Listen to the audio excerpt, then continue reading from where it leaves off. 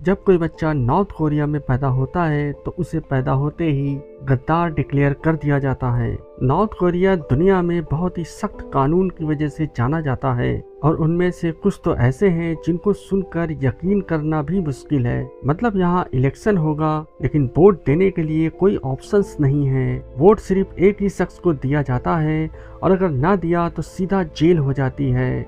यहाँ टीवी पर सिर्फ एक ही चैनल होता है और चैनल बदलने का भी कोई ऑप्शंस नहीं है। नॉर्थ कोरिया दुनिया का शायद एक ऐसा देश है जहाँ जुर्म करने पर नहीं बल्कि जुर्म सोचने पर भी आपको जेल जाना पड़ सकता है। 1945 तक जापान ने पूरे कोरिया पर 35 साल तक हुकूमत की, लेकिन वर्ल्ड वॉर 2 के बाद कोरिया दो हिस्सों में डिवाइड हो गया, नॉर्थ कोरिया और साउथ कोरिया। नॉर्थ कोरिया पर सोवियत यूनियन का कब्जा था जबकि साउथ पर अमेरिका का कब्जा था।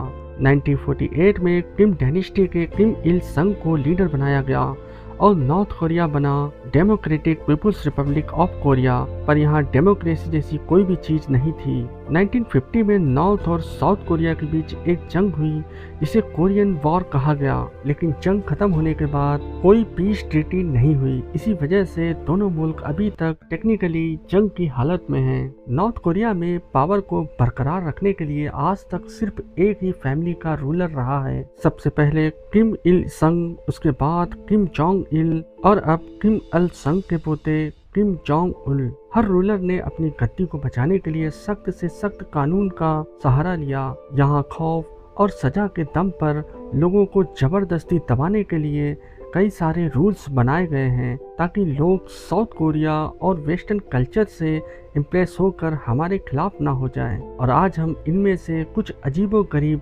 रूल्स का जिक्र करेंगे। तो चलिए शुरू करते हैं। 2024 में नॉर्थ कोरिया में सन ग्लासेस का इस्तेमाल और शादी की ड्रेसेस पर पाबंदी लगा दी। यहाँ मेट्रो या पब्लिक स्टेशन पर म्यूजिक नहीं बल्कि किंग फैमिली की स्पीचेस चलाई जाती हैं और इस दौरान किसी को भी एक दूसरे से बात करने या शोर करने की इजाज़त नहीं होती।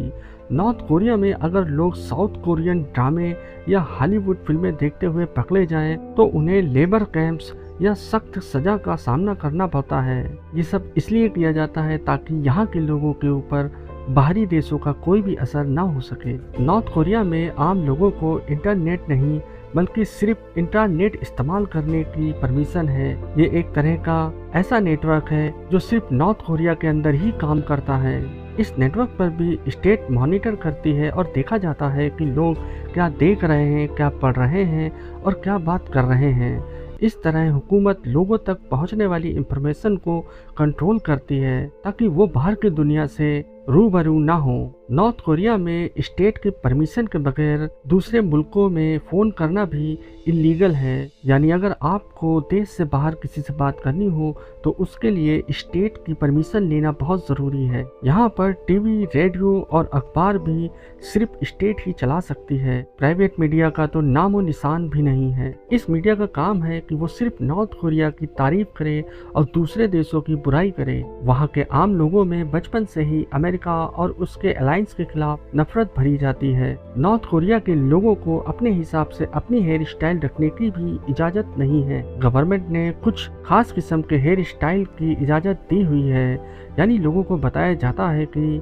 वो कौन से हेयर स्टाइल बना सकते हैं। यहाँ वो हर चीज बैन है जो बाहर की दुनिया का असर रखती हो, जैसे जीन्स पहनना, बालों को टाई करना या फिर चमकदार ड्रेस पहनना। ऐसा करने वालों का सामान जब्त कर लिया जाता है और सजा भी दी जाती है। सिर्फ कपड़े की ही बात नहीं, आप अपने मनपसंद खाना भी नहीं खा सकते हैं। हॉट डॉग्स क्योंकि अमेरिकन कल्चर में आम है और बूढ़े चीके और डुकबॉक की साउथ कोरियन डिश होने की वजह से ये भी बैन है। एक शहर से दूसरे शहर ट्रेवल करने के लिए भी परमिट होना जरूरी है, बिना इसके ट्रैवल इलीगल माना जाता है। नॉर्थ कोरियन पासपोर्ट सिर्फ एलिट क्लास को ही मिलता है, जैसा कि गवर्नमेंट ऑफिशियल्स और किम जोंग उन के करीबी साथी। आम पब्लिक ख्वाब में भी बाहर नहीं जा सकती है। नॉर्थ कोरिया में जमीन हो या घर, शॉप हो या बिजनेस, सबका सब स्टेट की मिल्कियत होती है। कोई भी शख्स इनका मालिक नहीं बन सकता, सिर्फ इन्हें इस्तेमाल कर सकता है, वो भी स्टेट की मर्जी से। यहाँ किसी भी रिलीजन को फॉलो या प्रैक्टिस करना भी गैर कानूनी है, यानी लोग अपनी मर्जी से किसी भी मज़हब को फॉलो नहीं कर सकते। नॉर्थ कोरिया में चर्च जरूर हैं, लेकिन वो बाहर की दुनिया को दिखाने के लिए ही हैं। हकीकत में इनको इस्तेमाल करने वालों को लेबर कैंप भेज दिया जाता है। नॉर्थ कोरिया में अगर कोई शख्स हुकूमत के खिलाफ जाने की कोशिश करे या किम डायनेस्टी के खिलाफ आवाज़ उठाए तो सिर्फ उसे ही नहीं बल्कि पूरी फैमिली को ही कैद कर दिया जाता है और ये सज़ा उसकी 3 पीढ़ियों तक दी जाती है। यानी अगर एक शख्स गद्दार निकला और कई सालों के बाद उसका पोता या पोती पैदा होती है तो उस मासूम बच्चे को भी गद्दार ही कहा जाता है। ऐसा इस वजह से है ताकि बगावत का खून किम फैमिली के खिलाफ ना उठ सके। यहाँ हर कॉलोनी, अपार्टमेंट्स और घरों के आसपास हुकूमती जासूस होते हैं जो चुपके से कई लोगों के ऊपर नजर रखते हैं। सबसे अजीब बात यह है कि इस मुल्क में सिर्फ जुल्म करना ही नहीं बल्कि अगर आपने जुर्म करने का सोच भी लिया तो भी आपको जेल जाना पड़ सकता है। यानी अगर किसी ने गवर्नमेंट के खिलाफ कुछ सोचा और उसे रिपोर्ट भी कर दिया तो ये अपने पैरों पर कुल्हाड़ी मारने जैसा ही होगा। नॉर्थ कोरिया में पैदा होने से लेकर मरने तक हर हफ्ते सेल्फ क्रिटिसिज्म सेशन होते हैं, यानी भरी क्लास में लोग अपनी गलतियां बताते हैं, जैसा कि मैंने किसी की कमजोरी को हुकूमत से छुपाया या किम जोंग उन की कम तारीफ की या फिर मैं किसी गैर मुल्क की चीज से इम्प्रेस हो गया। फिर लोग अपनी गलती पर माफी मांगते हैं और क्लास में बैठे दूसरे लोग आप पर फैसला करते हैं। नॉर्थ कोरिया में हर शख्स को वोट देना जरूरी होता है, पर हैरानी की बात तो ये है कि वोट सिर्फ उन्हें ही दिया जा सकता है जिसको गवर्नमेंट चाहेगी। यानी यहाँ कोई इलेक्शन नहीं होता जिसमें लोग वोट देकर अपने लीडर को चुनती है, बल्कि यहाँ सिर्फ एक ही नुमाइंदे को वोट दिया जाता है और जो वोट देने नहीं आता उसे गद्दार समझा जाता है। तो फिर वोटिंग होती ही क्यों है जब गवर्नमेंट को सिर्फ अपने ही लोग खड़े करने हैं। असल में यहाँ इलेक्शन चुनाव के लिए नहीं बल्कि एक लॉयल्टी टेस्ट होता है। जब 100% लोग एक ही कैंडिडेट को वोट देते हैं तो इसे गवर्नमेंट अपनी ताकत और अपनी जागीर मानती है। यहाँ नेशनल असेंबली भी है जिसे सुप्रीम पीपल असेंबली कहा जाता है, लेकिन इसका काम फैसले करना नहीं बल्कि किम जोंग उन के फैसलों पर सिर्फ ठप्पा लगाने का है। नॉर्थ कोरिया के तमाम सिटीजन्स पर यह फर्ज है कि वो हुकूमत के 10 पॉइंट आइडियोलॉजिकल प्रिंसिपल्स का जबानी रट्टा लगाएं। अगर कोई सुनाते वक्त बीच में अटक भी गया तो गद्दार माना जाता है। इन 10 पॉइंट्स में कोई भी एक पॉइंट ऐसा नहीं है जिसमें किम इल संग का नाम ना आया हो। नॉर्थ कोरिया में हर टीवी सेट सिर्फ सरकारी चैनल जैसा कि कोरियन सेंट्रल टेलीविजन पर सेट किया जाता है। इसका मतलब है कि लोग अपनी मर्जी से चैनल बदल नहीं सकते और दूसरे चैनल चेंज भी नहीं कर सकते। इम्पोर्टेड टीवी सेट्स में एंटी-एससी ट्यूनर्स पहले से ही बंद कर दिए जाते हैं। नॉर्थ कोरिया में साइकिल पर भी रजिस्ट्रेशन और नंबर प्लेट लगती है। यहाँ साइकिल चलाने के लिए भी रोड सेफ्टी टेस्ट पास करना होता है और लाइसेंस भी लेना पड़ता है। नॉर्थ कोरिया में कपड़ों पर भी गैर मुल्की लोगो, स्लोगन या झंडे भी बिल्कुल भी अलाउ नहीं हैं। हुकूमत इन चीजों को बाहर की दुनिया के कल्चरल इन्फ्लुएंस के तौर पर देखती है और वो चाहती है कि लोग सिर्फ नॉर्थ कोरियन आइडेंटिटी को ही अपनाएं। सिर्फ नेशनल्स ही नहीं बल्कि अगर कोई टूरिस्ट यहाँ आता है तो उसके लिए भी बहुत सख्त कानून मौजूद हैं। टूरिस्ट के साथ गाइड होना बहुत ज़रूरी है और वो सिर्फ नॉर्थ कोरियन गवर्नमेंट की बताई हुई लोकेशंस पर ही जा सकता है। ना वो किसी लोकल से बात करने की कोशिश करेगा, ना वहाँ खुलेआम फोटो ले सकता है। और अगर टूरिस्ट को किसी शहरी का इंटरव्यू लेना है तो वो टूर गाइड के परमिशन के बगैर नहीं ले सकता।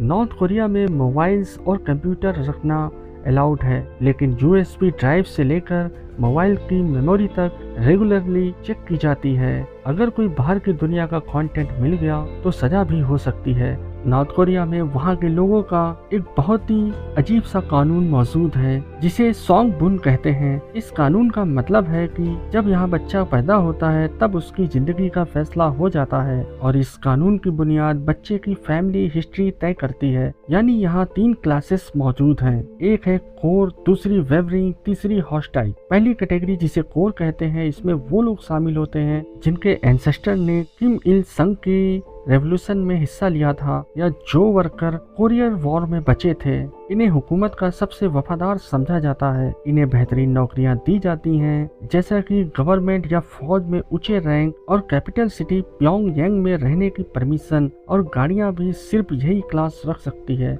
दूसरी क्लास है वेवरिंग या फिर डोंगयो किचन। ये आम नॉर्थ कोरियन शहरी होते हैं। इनके एंसेस्टर भी आम मजदूर या किसान थे, या जिनका पास्ट हुकूमत की नज़र में ना बहुत अच्छा था ना बुरा। इन्हें नॉर्थ कोरिया में मिडिल क्लास फैसिलिटीज लेने की परमिशन है। और तीसरी कैटेगरी है हॉस्टाइल। इसमें वो लोग शामिल होते हैं जिनके एंसेस्टर कभी न कभी किसी रिलीजन को फॉलो करते थे, या जिनका साउथ कोरिया में किसी से कोई रिलेशन रहा हो। नॉर्थ कोरियन गवर्नमेंट इन्हें गद्दार समझती है और इन्हें समाज में बिल्कुल निचला दर्जा दिया गया है। इन्हें सबसे बुरी नौकरियां, मजदूरी या साफ सफाई का काम दिया जाता है। अब आगे बढ़ते हैं। यहाँ बिजली, पानी और गैस सब राशन के साथ दी जाती है और इनकी कंजम्पशन की कड़ी निगरानी करी जाती है। नॉर्थ कोरिया में 17 इयर्स की एज से मिलिट्री में 10 इयर्स तक सर्विस करना हर इंसान के लिए जरूरी है, चाहे वो मर्द हो या फिर औरत। यहाँ किम फैमिली के परिवार में अगर किसी की मौत हो जाती है या किम इल संग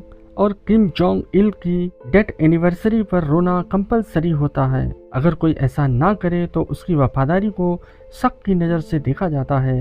हर घर में किम इल संग और किम जोंग इल की तस्वीरें लगाना ज़रूरी है और उन्हें रोज के रोज साफ करना भी वहाँ के लोगों का फर्ज है। वहाँ के स्कूलों में स्कूलों के बच्चों को किम इल संग और किम जोंग उल की स्पीचेस का रट्टा लगवाया जाता है। नॉर्थ कोरिया पूरी दुनिया से इतना ज़्यादा कटा हुआ है कि उनका कैलेंडर भी बहुत अलग है, जिसे जूज कैलेंडर कहते हैं। जूज कैलेंडर की शुरुआत 1912 में हुई थी, जो यहाँ के सुप्रीम लीडर किम इल संग का बर्थ ईयर है, यानी ईयर 1912 नॉर्थ कोरिया में जूज 1 माना जाता है। और आज 2025 में वहाँ ईयर 113 है। नॉर्थ कोरिया की दुनिया से कटे रहने की कई वजह सामने आती हैं। एक तो किम रजीम को डर है कि लोगों को बाहर की दुनिया का पता चल गया तो वो हुकूमत के खिलाफ हो जाएंगे, इसलिए मीडिया, ट्रैवल, इंटरनेट सब पर बैन लगा रखा है। दूसरा, न्यूक्लियर प्रोग्राम की वजह से नॉर्थ कोरिया पर जो इंटरनेशनल सेक्शंस लगे हुए हैं, उसने नॉर्थ कोरिया को दुनिया से बहुत अलग कर दिया। यहाँ आपको बताते चले कि इनमें से कई रूल्स हो सकता है खत्म भी हो चुके हों या आज इनसे भी खतरनाक रूल्स बना दिए गए हों। इस बारे में अभी तक कोई भी अपडेट नहीं है। ये सारी इंफॉर्मेशन भी उन लोगों ने लीक की जो 1953 के बाद नॉर्थ कोरिया से भागने में कामयाब हो गए थे। स्पाई सैटेलाइट की मदद से बहुत सारे एरिया को मॉनिटर किया जाता है, या कुछ नॉर्थ कोरियंस ने फुटेजेस बनाकर USB ड्राइव को चाइना के जरिए स्मगलिंग भी की है। तो दोस्तों, आज की इस वीडियो में इतना ही। मिलते हैं एक और ऐसी ही वीडियो में। तब तक के लिए आप लोग अपना और अपनों का ख्याल रखिएगा।